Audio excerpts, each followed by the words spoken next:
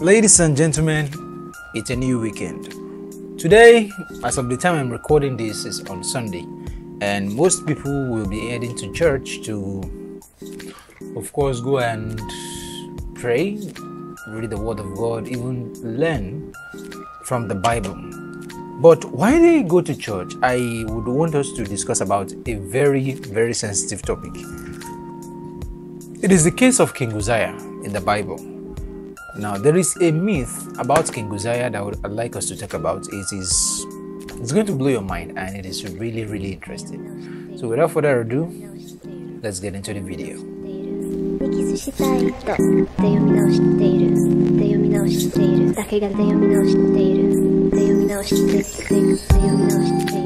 So let us talk about the myth that is behind the story of King Uzziah.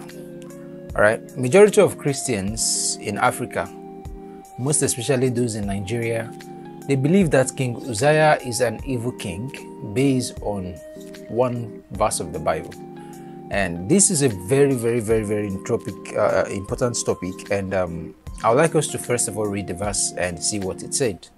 In Isaiah chapter 6 verse 1, the Bible says, "In the year that King Uzziah died, I saw also the Lord sitting upon a throne, high and lifted up, and his train filled the temple." Now, the claim here is that while King Uzziah was alive, Isaiah could not see the vision of God. That King Uzziah was an evil king, but through the power of sorcery and magic, he was able to suppress Isaiah's vision. So he couldn't see the glory of God until his death came. So when he died, all of a sudden the powers that was holding Isaiah from not seeing the glory of God was released, and all of a sudden he was able to see the glory of God. Now, I would like us to actually delve into this myth, and it is commonly believed right here in Nigeria. If you belong to any church that they pray very hard, and it is good to pray very hard. I'm not saying you shouldn't pray hard. You should. In fact, the Bible says that you should pray without ceasing. If you belong to any church in Nigeria that pray heavy kinds of prayer, there is a likely chance that they've also preached this verse for you, and they've told you that every King Uzziah that is in your life that is not making the glory of God to be manifest to you, that they should die. All right. So we are going to explore the real story behind the case of King Uzziah, and then we're going to see if actually King Uzziah was actually the evil king we thought he was, or it is just a misconception. With that being said, let us begin. Now, we are going to break this topic into 5 places. Believe me, this is not going to be a long video. It's going to be a very, very short video. We just want to know who this character King Uzziah is. All right. Now, number 1, we will identify the myth. Number 2, we will learn who King Uzziah was. We'll talk about his rise and the reign of this same king. We'll talk about his fall, his record, and then I'll give you my conclusion. All right. So, the myth. In Isaiah chapter 6 verse 1 that we just read, I was able to read to us about that how in the year that King Uzziah died, that was the same year that Isaiah saw the Lord. And many people believe that King Uzziah was actually blocking the vision of Isaiah from seeing God. And this would literally be a very, very strong case, because there is actually biblical evidence that such a thing is possible. That a man or even an entity can block your vision from God. Now, how to the length at which they can do that, I do not know. If we actually read in the book of Daniel, in Daniel chapter 10 verse 12 and 13, it reads, "Then said he unto me, Fear not, Daniel, for from the first day that thou didst set thy heart to understand and to chasten thyself before thy God, thy words were heard, and I am come for thy words. But the prince of the kingdom of Persia withstood me 21 days. But lo, Michael, one of the chief princes, came to help me, and I remained there with the kings of Persia." Now, we read from here, this was the story of Daniel when he had a vision that troubled him. So he began to pray, Actually, he started asking God to show him the meaning of the vision. And the funny thing was, he actually prayed for and fasted for 21 days. During that time of his fasting, he didn't eat pleasant food, nor did he drink wine.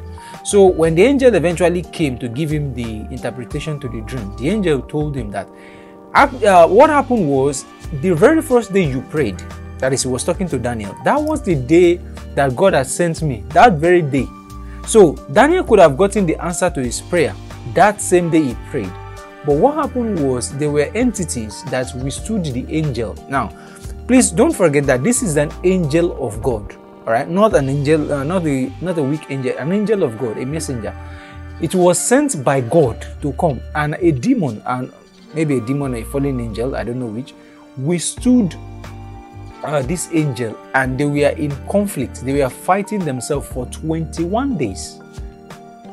For 21 days they fought back and forth. They were fighting. They fight each other. It was way crazy.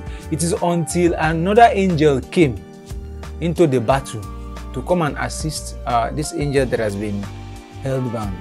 That was when he was able to be freed from the prince of Persia. Now, another place we read also, we can see this thing is also in the account of Exodus chapter 7. When Moses went to go and meet Pharaoh, and then he dropped his staff, the rod in his hand, he dropped it on the floor, it became a snake. Now, we read in the book that the magician were able to replicate the very same thing that Moses did, which should make us to understand that, okay, sorry, the light just went out, which should make us to understand that even demonic entities, they can do crazy things that we usually don't think they can do. So, it is now safe to say that we have a legal ground to base that it is possible that actually a demonic person or someone in the occultic realm can actually temporarily, quote unquote, block or interfere with your communication with God through supernatural means.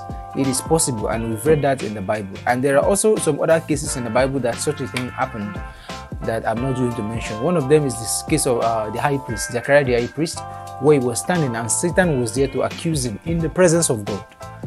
So as I have said it, it is possible that this entity can actually withstand the presence of God in your life to some extent. When they are given the opportunity to do so. So this gave us the idea and the logic that this prayer that these people are praying, that every King Uzziah in your life should die. Which logically, according to what we've read in the Bible, it's correct. Like, any entity that is holding your vision from God should be taken out of your way. But here is the kicker. If you actually study about the life and who King Uzziah was, you find out that the prayer is not actually correct. So that is what we are going to do right now. First of all, who was King Uzziah? Who was he? Now, from the Bible, we learned that King Uzziah was from the lineage of Levi.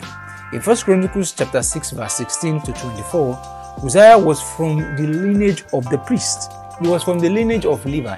He was a Levite. His great-great-great-grandfather they were all from the lineage of Levi, and that is where his story began. So, how did Uzziah rise to power? How did he rise to power? Well, this is the rise of the king. Uzziah was actually 16 years old when he became the king of the land, the king of Israel. Now, the thing that happened during his time was Uzziah was actually a very, very good king. It was after the death of Amaziah, Amaziah, A-M-A-Z-I-A-H.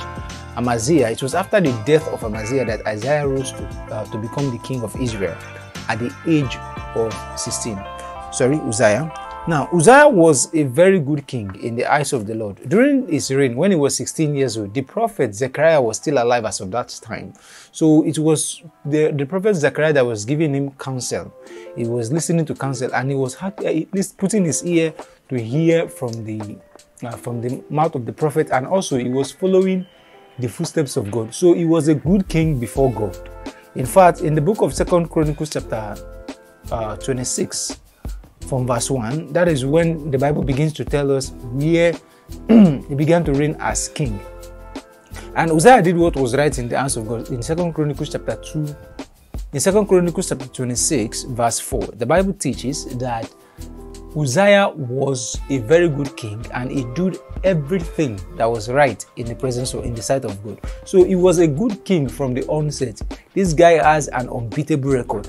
Now, as he began to grow up, he was seeking after the counsel and the statutes and ordinances of God. And for this particular reason, God loved him so much that God was putting his enemies in his hand. Uzziah was way ahead of any king of Israel or any king of the land as of that time. It was during his reign that they invented the first engine. This is an historical account here. Uzziah was an historical king. So they invented the first engine, an engine that could shoot multiple arrows at the same time. It is written in 2 Chronicles chapter 26. You can go and check it in your free time. They invented an engine that can shoot multiple arrows and spear and catapults that can launch big rocks to the enemy. So even the people of the land, he fought against the Philistines and the Arabians and he was able to defeat them. And everyone was afraid of him. So there were people bringing in gifts from different parts of the land to him. That was how powerful he was. And he reigned for about, I think, over 50 years he reigned. So during this time, everyone, they loved him. He fought against a lot of people and he defeated them. So what happened to him and how did he become evil? Well, you see, that part is where it becomes really complicated, and we're going to get there in a moment. That is the most complicated part of the Bible I've ever read. Not really, but it's really complicated. Now, this is the fall of Uzziah. And this is very, very interesting. In 2 Chronicles chapter 26, verse 16, the Bible said that Uzziah transgressed against God, and this is what he did. One of the day, when he began to become very powerful and very, very popular, so his heart began to become lifted up. So he went into the temple to offer an incense before God. And according to what the Bible said that only the Levites, the sons of Aaron, can offer either sacrifice or incense before God. And here is the kicker, and this is why I said the whole thing is confusing. And I will later tell you later make you to understand what really happened to him. So when he went to offer sacrifices before God, the priest as of that time, I don't know if he is the high priest or because the word I was using was just priest. Azariah was the priest as of that time. He came in with multiple other priests into the temple and they confronted the king and told him that the thing that he has done is a foolish thing. That why would he went to go and offer incense before God? That he know fully well that the people that are to offer incense before God are the sons of Aaron that has been consecrated to do so. So for this purpose, it was the king, the priest, just ask him to just leave. You've sinned against God, leave the temple. Just leave, go. And if he had listened to the priest and had dropped the incense and then have left away, the wrath of God wouldn't have been on him. He could have repented of his sin and seek God, and then God maybe would just give him a slight punishment and then and forgive him. But the problem was, the moment the priest said that, instead of him to humble himself and go out, he became angry, and it was visible in his face. He became angry against the priest, and this is something that God hates, and for that reason God struck him with leprosy, even though he was a very good king from the onset. And the moment leprosy came upon him, they drove him away from the temple and he was taken away from the city, because someone that is a leper cannot stay in the city lest he's going to contaminate the rest of the people. So they put him out of the city and then they kept him in his particular house. So that was where he stayed. He was still king, but he was not able to govern his country, his kingdom from inside of his kingdom. He was governing his kingdom from without the kingdom, and then he remained there till the days of his life, till he died. He was in the house. So that was the rise and fall of King Uzziah. Now remember, I told you that it was complicated. Now this is where I tell you the plot twist and the complicated verse. If you remember earlier when we were discussing about the origin and where King Uzziah come from, I mentioned that in the book of 1 Chronicles chapter 6 verse 16 to 24, the Bible actually stated that Uzziah was from the lineage of Levi, which means he was from the lineage of the priests. So technically, Uzziah can actually offer a burnt offering or an incense to God. But the problem is this: The reason why God did not kill him or struck him immediately was because he has the priestly lineage in his blood. But his problem, the case was, he is not, he's a king, not a priest. So Azariah told him that you know fully well that only those from the lineage of Aaron, which he is, and those that has been consecrated to offer incense can do it. So even though if you're from the lineage of Aaron or the lineage of the priest, you must be consecrated to give burnt offering. If not, you can't, irrespective of who the person is. So he was not consecrated, he's not a priest, even though he was from the lineage, but he was not a priest. And that is where the error came in. And if he had repented and has humbled himself and walked out of the temple, God would have forgiven him. But instead of him to humble himself and repent, he became angry. So long story short, he lived the rest of his life outside of the city. But here is the kicker. He never became evil or bad. In fact, the Bible stated that after he died, his son lived the same lifestyle that he lived. So Uzziah had a perfect record before God. He was a good king. He lived a good life, and the only problem Uzziah had was just that he offered an incense before God. He was not an evil king. The Bible recorded that he did what was good in the sight of God, and which is going to lead me to my final conclusion. So whenever you hear certain prayers in your church and you're not sure of what they're praying about, I would rather suggest you do your research, because sometimes you may be praying amiss, and I wouldn't want you to waste your energy when you're doing that. So always do your research, make your studies, read the Bible, read it, do your research. Whatsoever thing you hear your pastor say, question it. So it's not that you're trying to create division, it's you're trying to save yourself from error, and you're also trying to save your friends from error. With that being said, hope you enjoyed this episode or this small Bible study, and we'll talk about more next time. So bye for now.